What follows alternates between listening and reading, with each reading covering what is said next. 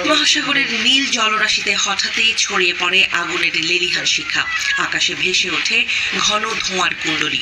গভীর সমুদ্রের সেই উত্তেজনাপূর্ণ মুহূর্তেই নতুন করে আলোচনায় আসে ইরানের সামরিক অভিযান অপারেশন ট্রু প্রমিস 4। ইরান বুধবার ভোরে এক বিবৃতিতে জানায়, অপারেশন ট্রু প্রমিস 4 এর ধারাবাহিকতায় ভারত মহাসাগরে একটি কৌশলগত মার্কিন সম্পদের উপর ক্ষেপণাস্ত্র হামলা চালানো হয়েছে। IRGC এর দাবি, ইরানের দক্ষিণ উপকূল থেকে প্রায় 650 কিলোমিটার দূরে অবস্থানরত একটি মার্কিন ডেস্ট্রয়ারে আঘাত হানা হয়। সে সময় একটি আমেরিকান ট্যাঙ্কার থেকে জ্বালানি নিচ্ছিল যুদ্ধজাহাজটি। এই অভিযানে কদর 360 এবং তালাইয়েহ ক্ষেপণাস্ত্র ব্যবহার করা হয়েছে।